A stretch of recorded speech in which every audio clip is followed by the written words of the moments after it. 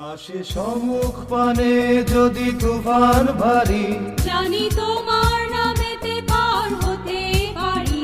আসে সম্মুখ পানে যদি তুফান ভারী, জানি তোমার নামেতে পার হতে পারি। আমি তোমারই নাম ধরে বেয়ে যাব, জীবন তরণী চিরদিন। আমি তোমারই নাম ধরে বেয়ে যাব। প্রিয় শ্রোতা বন্ধু, প্রভু যিশুর মধুর নামে খ্রিস্টীয় শুভেচ্ছা জানাই। সমাগম তাম্বুর ভেতরে ছিল ধূপবেদী। যাত্রা পুস্তক 37 অধ্যায় 25 থেকে 29 পদে লেখা আছে, পরে তিনি সিটিম কাষ্ঠ দ্বারা ধূপবেদী নির্মাণ করিলেন। তাহা 1 হস্ত দীর্ঘ, 1 হস্ত প্রস্থ ও 2 হস্ত উচ্চ চতুষ্কোণ। তাহার শৃঙ্গ সকল তাহার সহিত অখণ্ড ছিল। পরে সেই বেদী, তাহার পৃষ্ঠ, তাহার চারিপার্শ্ব ও তাহার শৃঙ্গ সকল নির্মল স্বর্ণে মুড়িলেন এবং তাহার চারিদিকে স্বর্ণের নিকাল গড়িয়া দিলেন। আর তাহা বহিবার জন্য বহনদণ্ডের ঘর করিয়া দিতে তাহার নিকালের নিচে 2 পার্শ্বে 2 কোণের নিকটে স্বর্ণের 2 কড়া গড়িয়া দিলেন। আর সিটিম কাষ্ঠ দ্বারা বহনদণ্ড প্রস্তুত করিলেন ও তাহা স্বর্ণে মুড়িলেন। পরে তিনি গন্ধবণিকের প্রক্রিয়া অনুসারে অভিষেকার্থ পবিত্র তৈল ও সুগন্ধি দ্রব্যের ধূপ প্রস্তুত করিলেন। এখানে আমরা লক্ষ্য করতে পারি, যাজক পূর্ণ সৌন্দর্য ও গৌরবের পোশাকে ধূপপাত্র নিয়ে বেদীর সামনে দাঁড়িয়ে। ধূপবেদী চৌকো 2 হস্ত লম্বা, উচ্চ ও চওড়া। এটি অক্ষয় কাষ্ঠের দ্বারা নির্মিত ও স্বর্ণাবৃত। 4টি শৃঙ্গ 4টি কোণে সংযোজিত। বৎসরে একবার পিত্তলের বেদী হইতে রক্ত নিয়ে স্বর্ণবেদী 4টি শৃঙ্গে লাগানো হতো, যা যাত্রা পুস্তক 30 অধ্যায় 10 পদে বর্ণিত আছে। এটি একটি ক্রুশের চিহ্ন। প্রভু যিশুর বিনতি ও প্রার্থনা ক্রুশে তার আত্মবলিদানের ভিত্তিতে স্থাপিত। যাজক হিসাবে খ্রিস্ট এগুলি সাধন করেছেন। ধূপবেদীর বৈশিষ্ট্যই হল প্রায়শ্চিত্তের রক্ত। ধূপবেদীতে একটি স্বর্ণ কিরীট আছে। প্রতিটি দিকে মুকুটের নিচে একটি করে কড়া আছে, যাতে 2টি ডান্ডা ঢোকানো যায় ও বহন করা যায় বেদীটিকে। এটি পবিত্র স্থানে তিরস্করিণীর সামনে স্থাপিত। এই ধূপবেদী পবিত্র স্থানের মধ্যে সবচেয়ে লম্বা আসবাব এবং মহাপবিত্র স্থানের করুণা সিংহাসনের উপর যে করূপ তার ডানার সমভূমিতে স্থাপিত। এর উপর জ্বলন্ত অঙ্গার স্থাপিত ছিল। সুগন্ধি ধূপ এই অঙ্গারের উপর সকালে ও সন্ধ্যায় রাখা হতো। হারুন যাজক এই কার্য করতেন। এই বেদী হতে সুগন্ধি ধূপের ধূম ঊর্ধ্বপানে উঠত। আর সদাপ্রভু মোশিকে কহিলেন, তুমি আপনার নিকটে সুগন্ধি দ্রব্য লইবে, গুগগুলো, নখি, কুন্দরু, এই সকল সুগন্ধি দ্রব্যের ও নির্মল লবণের প্রত্যেকটি সমভাগ করিয়া লইবে। আর উহা দ্বারা গন্ধবণিকের প্রক্রিয়া মতে ঘৃত ও লবণ মিশ্রিত এক নির্মল পবিত্র সুগন্ধি ধূপ প্রস্তুত করিবে।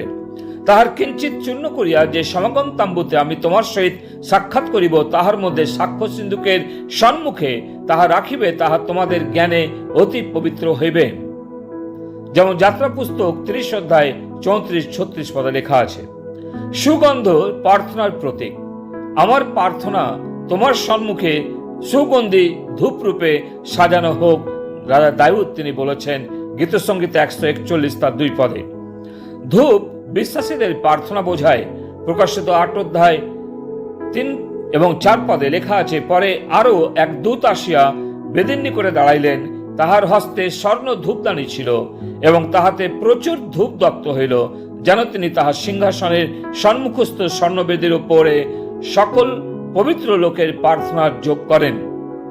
আমাদের প্রার্থনা ধূপ স্বরূপ, আর সরঞ্জামগুলি মনে করিয়ে দেয় প্রভুর সিদ্ধ আরাধনা। যখন একজন বিশ্বাসী অপরের জন্য বিনতি ও প্রার্থনা বন্ধ করে দেয়, তখন বোঝা যায় প্রভু যিশুকে অনুসরণ করা বন্ধ করে দিয়েছে। প্রার্থনাশীল মণ্ডলী হচ্ছে শক্তিশালী মণ্ডলী। প্রার্থনাশীল মণ্ডলী হচ্ছে বার্তাবাহক মণ্ডলী। তাই সকাল ও সন্ধে কমপক্ষে প্রার্থনা করতে না ভুলি। সদাপ্রভুর প্রার্থনার আবহাওয়ার হৃদয় রক্ষা করতে হবে। স্বর্গে যে সমস্ত রব উত্থিত হয় তার মধ্যে সরল প্রার্থনার রব জীবিত ঈশ্বরের নিকটে গ্রহণযোগ্য। মহাযাজক হারন ধূপ উৎসর্গ করবে। খ্রিস্ট হারনের প্রতিচ্ছবি, যিনি তার নিজের লোকদের জন্য স্বর্গে প্রার্থনা করছেন। যেমন ইব্রিয় 8 অধ্যায় 1 পদে লেখা আছে, আমাদের এমন এক মহাযাজক আছেন যিনি স্বর্গে মহিমা সিংহাসনের দক্ষিণে উপবিষ্ট হইয়াছেন। কেননা খ্রিস্ট হস্তকৃত পবিত্র স্থানে প্রবেশ করেন নাই, এ তো প্রকৃত বিষয়গুলির প্রতিরূপ মাত্র, কিন্তু স্বর্গেই প্রবেশ করিয়াছেন যেন তিনি এখন আমাদের জন্য ঈশ্বরের সাক্ষাতে প্রকাশমান হন, যেমন ইব্রিয় 9:24 লেখা আছে। হারুন যেমন কেবল ইসরায়েলীদের জন্য উৎসর্গ করত, তেমনি খ্রিস্ট তার একান্ত নিজের যারা তাদের জন্য প্রার্থনা করছেন। যোহনের 17 অধ্যায় 9 পদে লেখা আছে, আমি তাহাদেরই নিমিত্ত নিবেদন করিতেছি, জগতের নিমিত্ত নিবেদন করিতেছি না, কিন্তু যে সকল আমাকে দিয়াছ তাহাদের নিমিত্ত। ঈশ্বরের উদ্দেশ্যে তার বিনতি মিষ্ট সুবাস সদৃশ্য। এই বেদিতে একটি মুকুট সংযুক্ত আছে। খ্রিস্ট প্রভুর ন্যায় বিনতি করছেন, আমার ইচ্ছা হে, আমি যেখানে থাকি তুমি আমায় যাহাদিওকে দিয়াছ তাহারাও যেন সেখানে আমার সঙ্গে থাকে, যেন তাহারাও আমার সেই মহিমা দেখতে পায় যাহা তুমি আমাকে দিয়াছ, কেননা জগৎ পতনের পূর্বে তুমি আমাকে প্রেম করিয়াছিলে। যোহনের 17 অধ্যায় 24 পদে। তাই প্রিয়, প্রভু যীশু প্রত্যেকটি বিশ্বাসীদের মনে রেখেছেন ও প্রত্যেকের জন্য তিনি নিয়ত প্রার্থনায় রত আছেন। প্রভু তিনি তার বাক্যে আশীর্বাদ করুন। পিতা ঈশ্বর, তোমাকে ধন্যবাদ দিই যে হারুন যাজক থেকেও এক মহান যাজক তুমি আমাদের দিয়েছ, তিনি প্রভু যীশু খ্রিস্ট, যিনি আমাদের জন্য প্রতিনিয়ত প্রার্থনা করছেন। অনুগ্রহ দাও যেন আমরা পরস্পরের জন্য প্রার্থনা করি। প্রভু যীশু নামে চাই, আমেন। তোমারই নাম ধরে বেয়ে যাব, জীবন তরণী চিরদিন। তোমায় ভালোবেসেছি প্রভু, তোমায় জীবন দিয়েছি।